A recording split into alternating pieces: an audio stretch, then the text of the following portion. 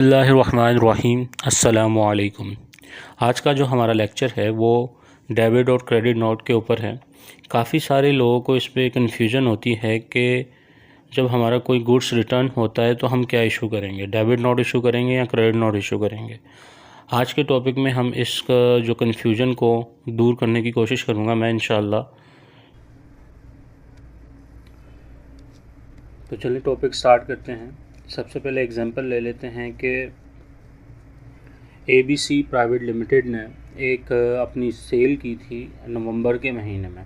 तो सबसे पहले जो ABC प्राइवेट लिमिटेड है उसने सेल की एंट्री क्या की होगी अपने पास कि आया कि वो सबसे पहले हम सेल की एंट्री को समझ लेते हैं, फिर उसके बाद हम डेबिट क्रेडिट को इजीली समझ जाएंगे। तो सबसे पहले हम यहाँ पे आके नाम लिख लेते हैं ABC प्राइवेट लिमिटेड। ठीक है, ये हमने इसका नाम लिख दिया प्राइवेट लिमिटेड। तो इसने एंट्री क्या की होगी, और ये sale for the month of है ऑफ नवंबर कर लेते हैं। ठीक है, नवंबर 2021।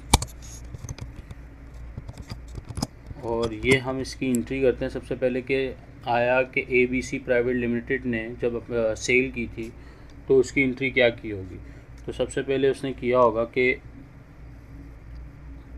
ABC प्राइवेट लिमिटेड है और किसी को माल सेल आउट किया, तो उस जिस पार्टी को यानी कि माल सेल आउट किया है वो हम रख देते हैं BCD रख देते हैं, सेकंड कंपनी का नाम। यानी कि उसने किया होगा यहाँ पे अकाउंट रिसीवेबल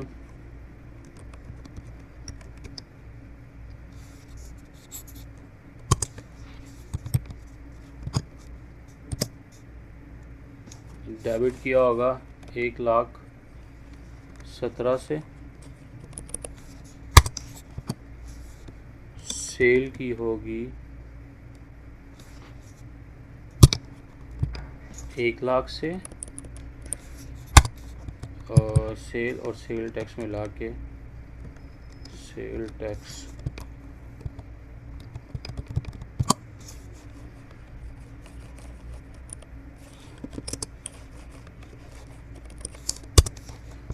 ये उन्होंने अपने पास एंट्री रिकॉर्ड की होगी अकाउंट रिसीवेबल्स के साथ, यानी कि उस पर जो लेजर उनका ERP पे चल रहा होगा तो वो होगा BCD प्राइवेट लिमिटेड कर देते हैं इसको, प्राइवेट लिमिटेड। ठीक है,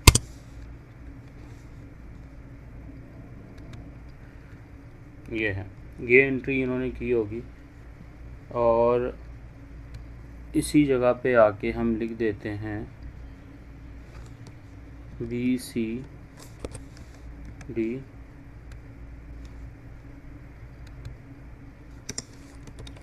private limited.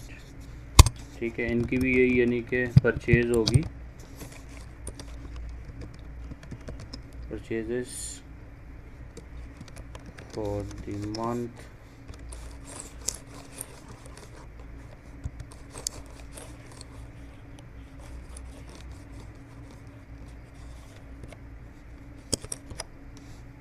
Of November.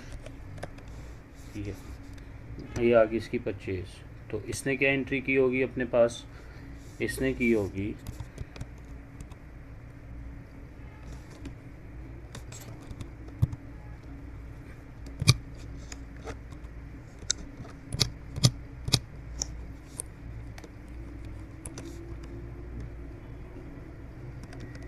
Purchases debit, sale tax debit,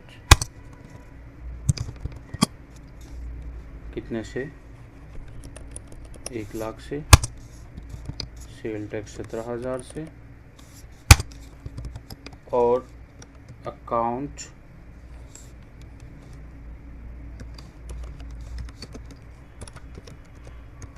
payable लिख देते हैं ABC प्राइवेट लिमिटेड, और 1,17,000 से क्रेडिट। ठीक है, ये DR हो गया, ये CR हो गया यहाँ पे, इसी तरह यहाँ पे भी लिख देते हैं, ये DR हो गया और ये CR हो गया। देखिए, जब ABC ने सेल की तो उन्होंने अपनी एंट्री इस तरह रिकॉर्ड की, अकाउंट रिसीवेबल डेबिट 1,17,000 से, सेल क्रेडिट 1 लाख और सेल टैक्स क्रेडिट हुआ 17,000 से। ये पोर्शन चला गया अकाउंट रिसीवेबल्स में, यानी कि एसेट्स के अंदर। ये दोनों पोर्शन चले गए उसके अंदर अपना रेवेन्यू के अंदर, और ये रेवेन्यू से पार कोई 17,000 पेबल के अकाउंट के अंदर, यानी कि पेबल के अकाउंट के अंदर 303 की सीरीज़ के अंदर, जहाँ सेल टैक्स का लेजर चल रहा होता है, आउटपुट इनपुट एडजस्ट हो रहा होता है। ये वहाँ पार्क हो गई। इसी तरह BCD प्राइवेट लिमिटेड ने 1 लाख की जो माल ख़रीदा, 1 लाख और 17,000, 1,17,000 अपनी परचेज़ में रिकॉर्ड की, और ये 17,000 परचेज़ से उधर पार्क होगी ERP के अंदर, कोडिंग अंदर खुद ही हुई होती है, जो डायरेक्ट इसको इनडायरेक्टली सेल टैक्स के लेजर में फेंक देती है। वहाँ से पूरा पार्क होने के बाद 1,17,000 एक्सपेंस का, यानी कि कॉस्ट के अंदर शामिल करने के बाद 17,000 को डायरेक्ट पार्क कर देती है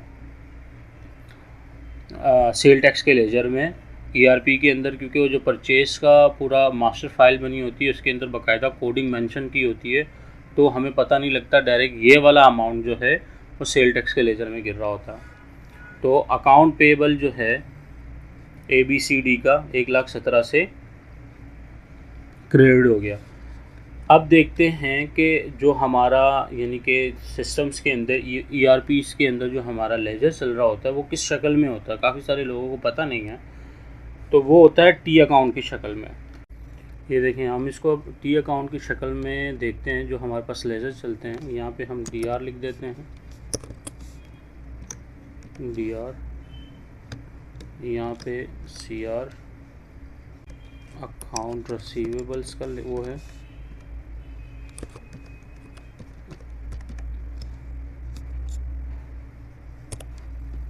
ABC,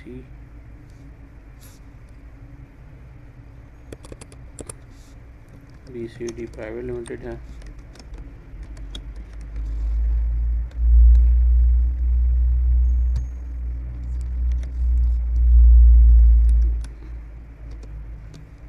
और ये है अकाउंट पेबल का, यानी कि ABC प्राइवेट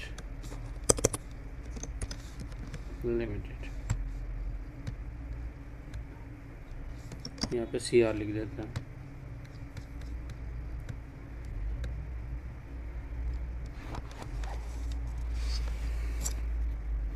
तो ये देखें, जो ABC ने जो माल बेचा था BCD को, वो 1,17,000 का बेचा था। तो इन्होंने एंट्री, यानी कि अकाउंट रिसीवेबल्स किस तरह आया होगा, सेल की वजह से ये डेबिट हुआ। इस सेल की वजह से हमने डेबिट किया, तो हमने पैसे कितने रिसीव करने थे नवंबर में, सेल की वजह से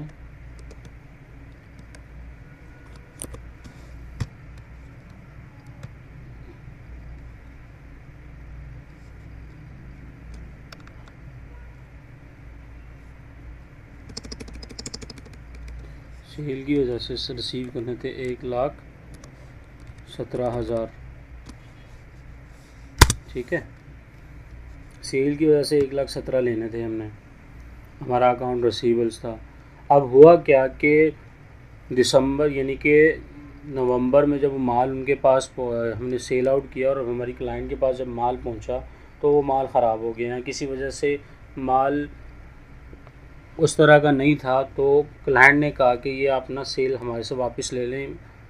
अपनी जो हमारी सेल थी वो सेल रिटर्न कर दी। तो सेल रिटर्न जब करेंगे तो अकाउंट रिसीवेबल्स में जो लेजर चल रहा होता, सेल की वजह से 1,17,000 हमने लेना था।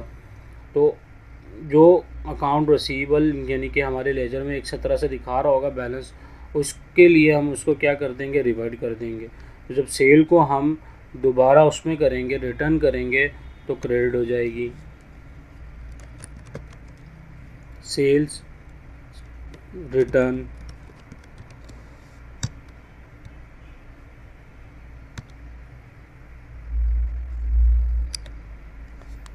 $1,17,000 से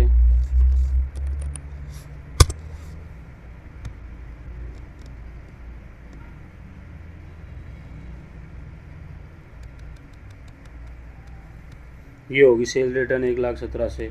तो इससे हमें पता ये चला कि हम अगर हमारा कोई मटेरियल रिटर्न होगा, हमने जो परचेज़ की सेल की होगी, तो जब भी कोई सेलर है जो सेल करेगा, कस्टमर अपना माल बेचेगा और उसका माल रिटर्न होता है, वो हमेशा जो है क्रेडिट नोट इशू करेगा। क्या इशू करेगा? क्रेडिट नोट इशू करेगा। इसी तरह हम आते हैं अकाउंट BCD पे। इसने क्या किया, इसने अपने पास क्या इम्पैक्ट दिया होगा एंट्री का, इसने पैसे देने थे तो परचेज़ की वजह से इसने अपने अकाउंट को परचेज़ की वजह से अपने अकाउंट को 1,17,000 से वो किया होगा क्रेडिट के उधार है, लाइबिलिटी है। लाइबिलिटी का आपको रूल पता होगा, जब भी बढ़ती है तो क्रेडिट की जाती है और एसेट जब भी बढ़ता है तो डेबिट किया जाता है। इस जगह पे ये एसेट है, इस जगह पे ये लाइबिलिटी है। तो 1,17,000 इसने पे करना था, माल रिटर्न कर दिया इन्होंने। जब माल रिटर्न किया तो जब क्रेडिट साइड पे है तो इसको सेल परचेज रिटर्न जब करेंगे तो हमेशा जो परचेज़र है वो डेबिट नोट इशू करेगा।